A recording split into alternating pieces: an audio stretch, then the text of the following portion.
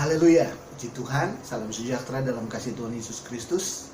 Selamat kita bertemu kembali dalam perenungan, mendengarkan kebenaran firman Allah. Dan sebelum kita masuk di dalam firman Allah, mari kita berdoa. Bapa dalam sorga, kami bersyukur, berterima kasih kepadamu Tuhan, buat kasih dan anugerah Tuhan. Hari ini kami, umat-umat Tuhan, jemaat-jemaat Tuhan, boleh beribadah kepada Engkau dari rumah kami masing-masing, dan saatnya kami mendengarkan kebenaran firman Allah yang juga disampaikan secara online. Kami percaya Tuhan menyertai semua ini. Tuhan anugerahkan hikmat dan pengurapan-Mu ada atas kami semua, dan kami sanggup untuk menangkap isi hati Tuhan, menangkap rahasia kebenaran firman Allah, dan kami akan melihat anugerah dan kemurahan Allah yang besar menjadi bagian kehidupan kami semua. Terima kasih Tuhan, terima kasih. Kami mendengarkan kebenaran firman Allah, mengucap syukur dalam berkat nama Tuhan Yesus Kristus. Haleluya, amin. Puji Tuhan Bapak Ibu Saudara-saudara yang kekasih dalam Tuhan, di hari yang atau di minggu yang kedua ini, di kali yang kedua kita beribadah dari rumah kita masing-masing. Saya ingin membagikan kebenaran firman Allah masih tentang apa yang sedang terjadi hari-hari ini. Dan memang firman Tuhan katakan bahwa Yeremia pasal yang ke-6 ayat yang ke-16, ambillah tempatmu di jalan-jalan dan perhatikanlah. Saya percaya hari-hari ini saudara dan saya, kita boleh mengambil tempat untuk mengamati, melihat apa yang sedang terjadi. Nah, Bapak Ibu saudara-saudara yang kekasih dalam Tuhan, khususnya apa yang sedang terjadi hari-hari ini. Secara spesial,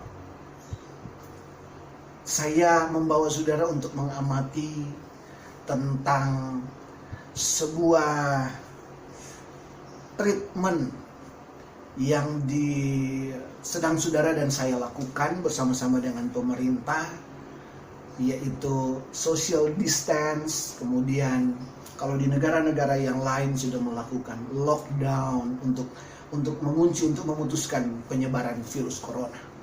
Atau apapun yang saudara dan saya sedang lakukan hari-hari ini, istilahnya bagaimana kita harus menjaga jarak dengan orang lain untuk mencegah penyebaran virus itu. Nah, saudara-saudara yang kekasih dalam Tuhan, dan dari hal ini saya coba untuk merenungkan, dan memang Tuhan taruh di hati saya Amos pasal yang ke-8 ayat yang ke-11 dan ayat yang ke-12.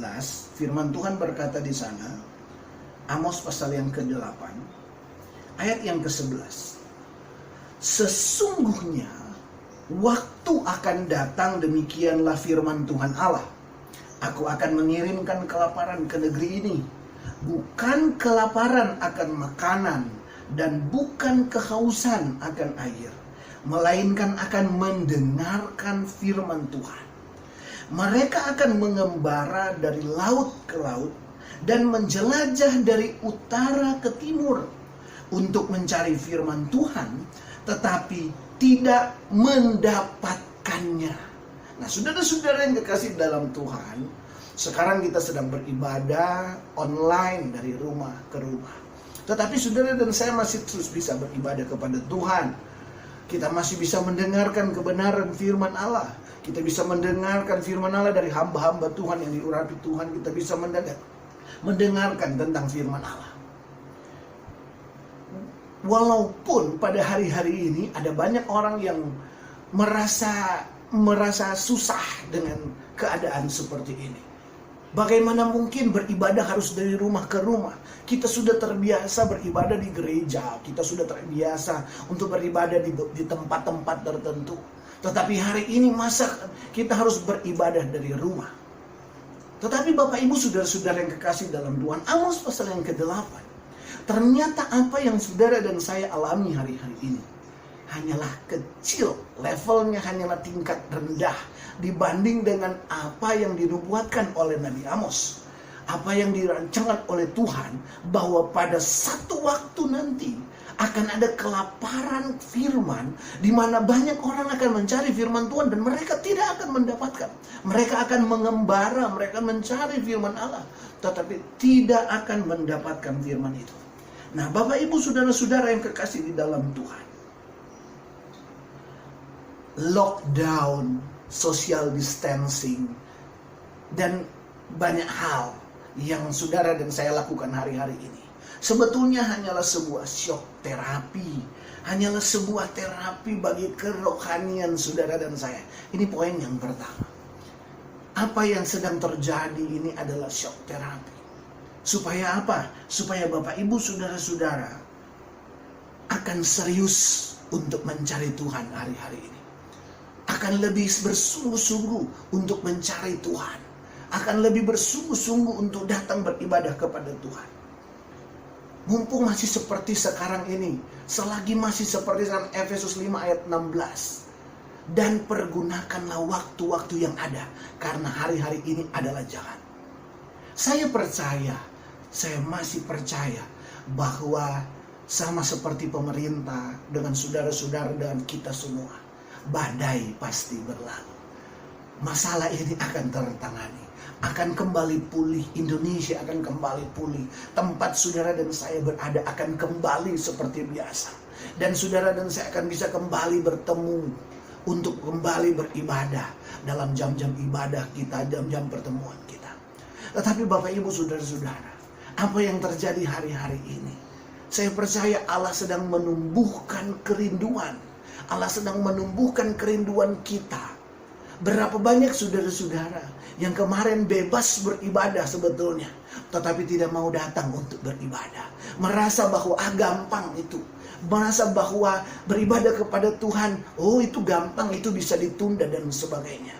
Tetapi ketika hal ini terjadi, semua bahkan banyak orang, bahkan semua kita berpikir bahwa, waduh, sepertinya hidup kita sudah sampai di sini. Tetapi saya percaya, perjalanan kehidupan kita tidak hanya sampai di sini saja. Kita akan terus berlanjut. Allah menolong saudara dan saya. Tetapi hari-hari ini yang terjadi saat ini adalah untuk melatih kerohanian kita, menumbuhkan kerinduan kita, kesadaran kita bahwa saudara dan saya membutuhkan Tuhan. Dan artinya saudara dan saya harus serius dalam melakukan, dalam bersungguh-sungguh, harus serius dalam mencari Tuhan. Nah, Bapak Ibu saudara-saudara yang kekasih dalam Tuhan, itu yang pertama. Yang kedua, yang bisa saudara dan saya pelajari dari apa yang terjadi hari-hari ini, saya rindu untuk membawa saudara kepada kebenaran firman Allah di dalam 2 Samuel pasal yang ke-7 ayat yang ke-5. 2 Samuel pasal yang ke-7. Saudara bisa membuka Alkitab saudara, 2 Samuel pasal yang ke-7 ayat yang ke-5, mulai dari ayat yang ke-4 saja. Tetapi pada malam itu juga datanglah firman Tuhan kepada Natan demikian. Pergilah, katakanlah kepada hambaku Daud, beginilah firman Tuhan, masakan engkau yang mendirikan rumah bagiku untuk kudiami? Aku tidak pernah diam dalam rumah sejak aku menuntun orang Israel dari Mesir sampai hari ini. Tetapi aku selalu mengembara dalam kemah sebagai kediaman. Nah, Bapak Ibu saudara-saudara yang kekasih dalam Tuhan, yang kedua, apa yang saudara dan saya bisa pelajari di sini? Konsep rumah Tuhan, konsep tentang sebuah tempat beribadah, tentang tabernakel, hanyalah cara Tuhan untuk membangun kedisiplinan rohani saudara dan saya.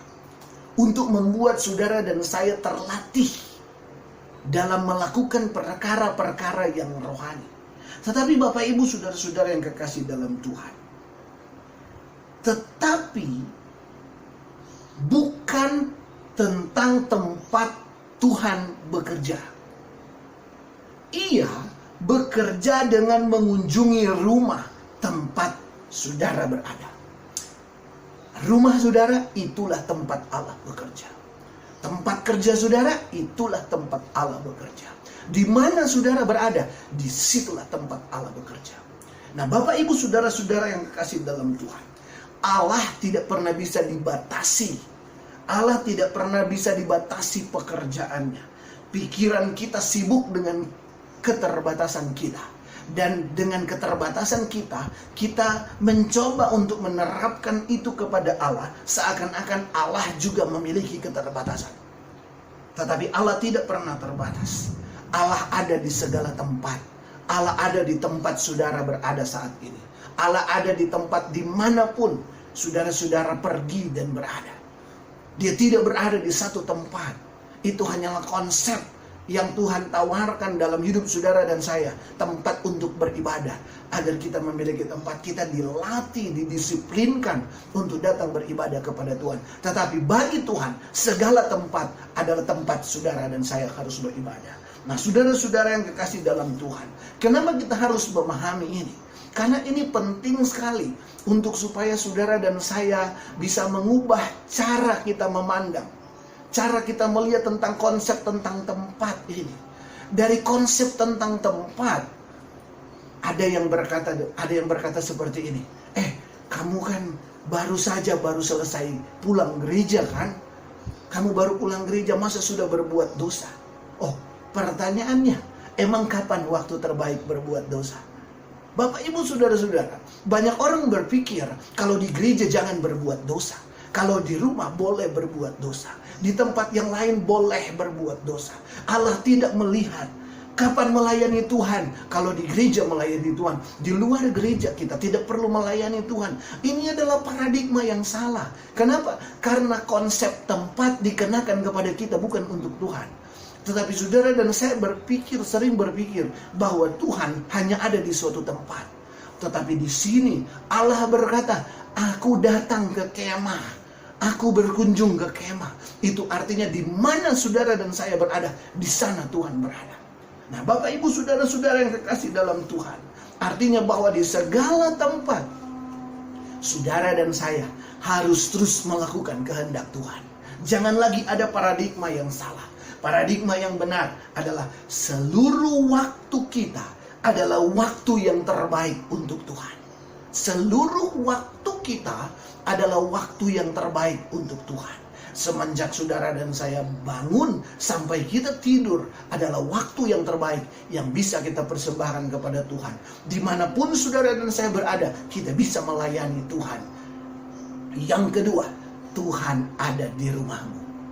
Bapak, Ibu, saudara-saudara yang kekasih dalam Tuhan, saya percaya apa yang sekali lagi saya banyak membawa Bapak Ibu jemaat-jemaat Tuhan untuk datang dan melihat apa yang sedang terjadi hari-hari ini.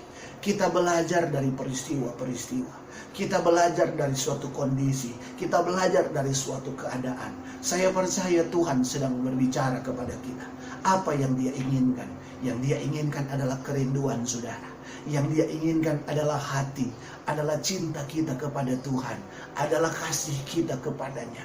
Mungkin selama ini kita jarang menggunakan waktu-waktu kita untuk Tuhan. Kita lupa bahwa kita sedang berjalan bersama-sama dengan Tuhan. Tetapi hari-hari ini adalah hari-hari di mana saudara dan saya boleh merenungkan dalam kehidupan ini. Mari kita mau berjalan bersama-sama Tuhan di segala waktu dan di segala tempat. Saya percaya Tuhan akan terus memberkati. Tuhan menguatkan kita semua. Tuhan menguatkan pemerintah yang sedang bekerja. Tuhan menguatkan para medis yang sedang bekerja. Tuhan menguatkan semua kita. Tuhan melindungi kita semua. Dan saya percaya, sekali lagi, badai pasti berlalu. Masalah apapun tantangan, itu pasti akan berlalu. Dan ketika semua itu terjadi, ingatlah, kita sudah melewati sebuah proses yang Allah inginkan adalah hasil dari proses itu, di mana hati saya dan saudara bertumbuh kepada Tuhan, semakin kuat, semakin mengasihi, semakin cinta, semakin setia, dan melayani dengan sungguh-sungguh di hadapan Tuhan. Tuhan Yesus memberkati kita semua. Sebelum kita akhiri, mari kita bersatu di dalam doa. Bapa dalam sorga, kami bersyukur buat kebenaran firman Allah hari ini. Kami percaya Tuhan yang menuntun langkah kami. Firman-Mu adalah pelita yang menuntun kami selangkah demi selangkah. Hari ini kami menjalani, besok kami juga akan menjalani kehidupan ini, dan seterusnya. Kami percaya Engkau memberi makan kami hari ini. Kami kenyang, kami puas, dan kami akan berjalan dengan penuh optimis, dengan pikiran yang positif, bahwa Engkau beserta dengan kami. Kami akan semakin baik, kami akan semakin setia, kami akan semakin sungguh-sungguh mengutamakan Tuhan. Kami akan melayani Engkau. Nama-Mu dipermuliakan dalam kehidupan kami. Terima kasih Tuhan. Kami sudah berdoa, mengucap syukur, terima kebenaran firman Allah di dalam nama Tuhan Yesus Kristus. Haleluya. Sama-sama kita katakan amin. Puji Tuhan, Tuhan Yesus memberkati kita semua. Haleluya.